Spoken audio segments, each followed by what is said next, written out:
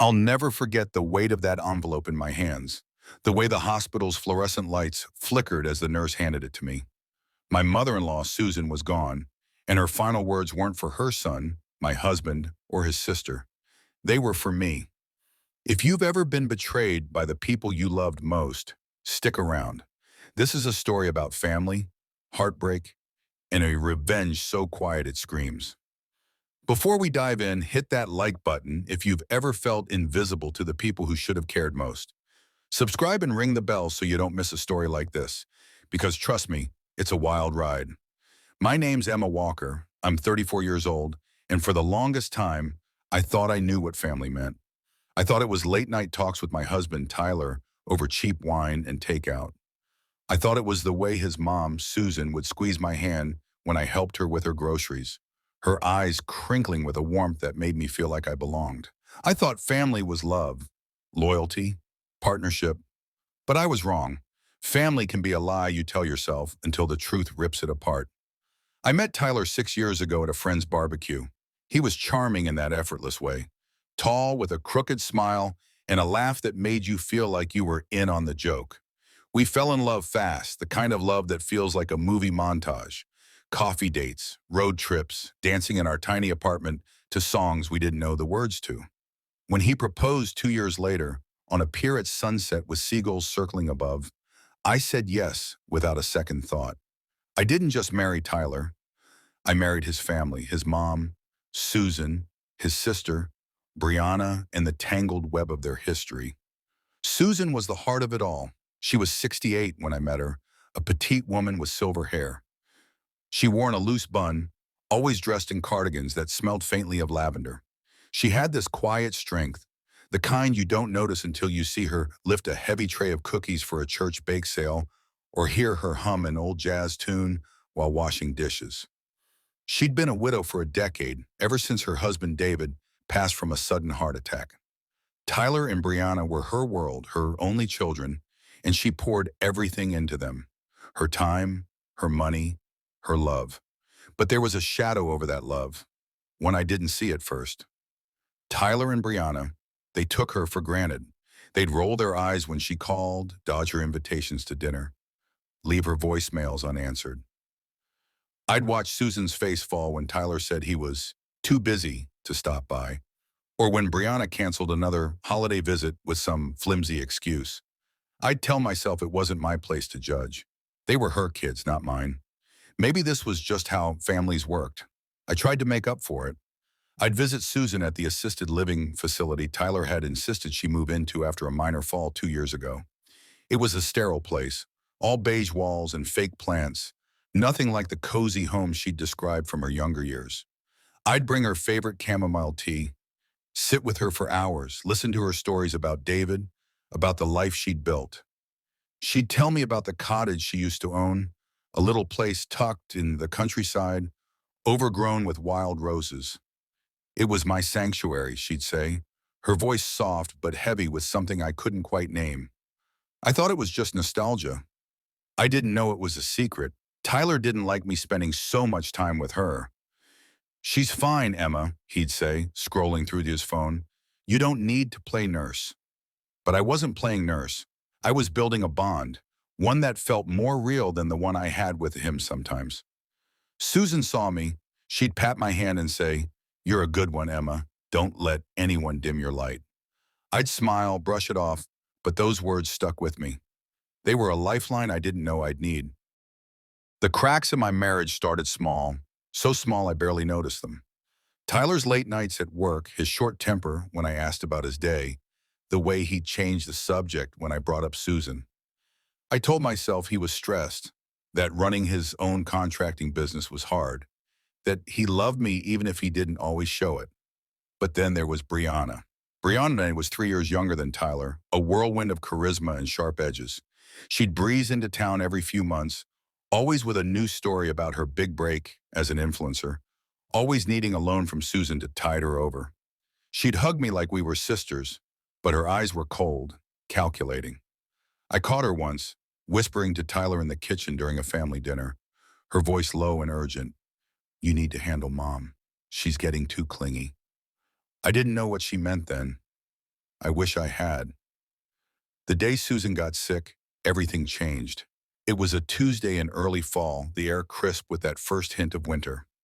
I got a call from the assisted living facility while I was grading papers.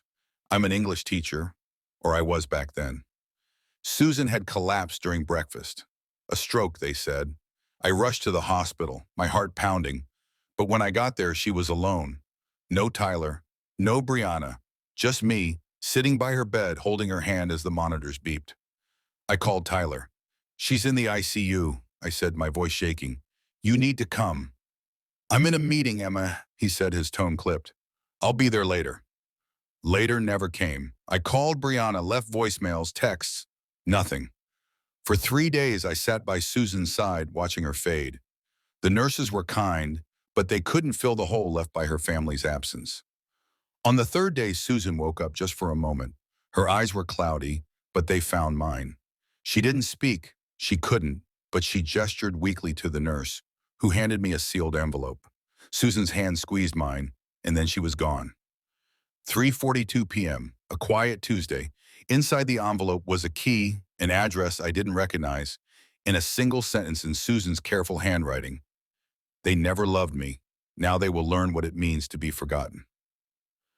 I didn't sleep that night. I sat on the couch in our apartment, the envelope on the coffee table, staring at it like it might burn me.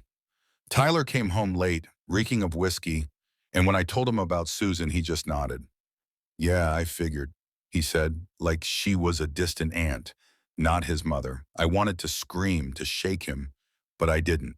I just held the envelope tighter. The next morning, I drove to the address. It was an hour outside the city, down winding roads lined with oak trees.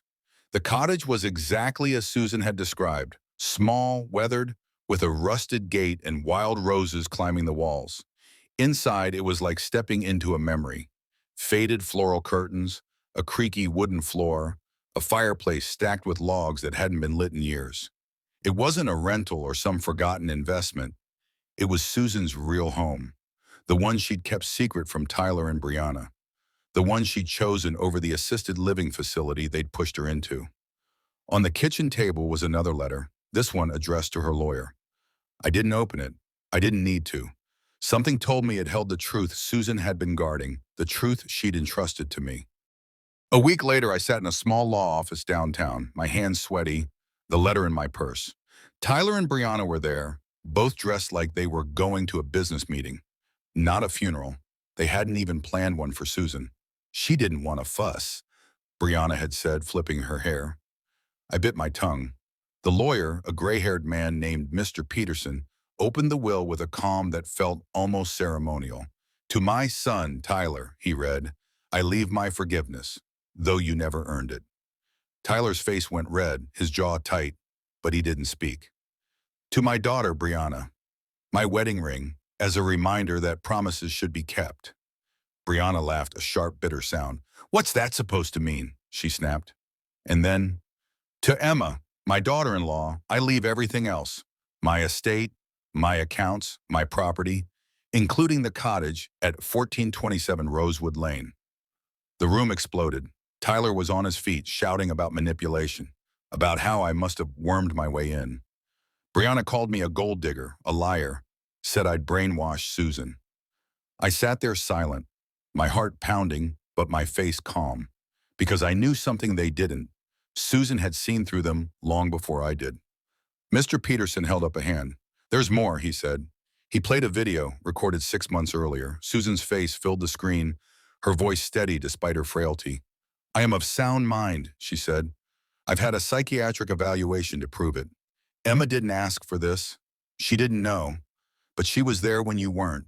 She listened when you didn't. She loved me when you forgot how." Tyler sank back into his chair. Brianna's face was a mask of rage. The lawyer handed me the deed to the cottage, the bank statements, everything. It wasn't just money. It was Susan's life, her dreams, her legacy. And she'd given it to me. Back at the cottage, I found Susan's journals, tucked in a wooden chest under the stairs. Page after page of her handwriting, detailing decades of loneliness. Holidays spent alone, waiting for Tyler and Brianna to show up. Calls ignored. Promises broken. She wrote about David, her husband, who'd begged her to stop giving so much to her ungrateful children. They'll take everything and leave you with nothing, he'd written in a letter I found folded between the pages. Promise me you'll protect what's left of you. Susan hadn't wanted revenge.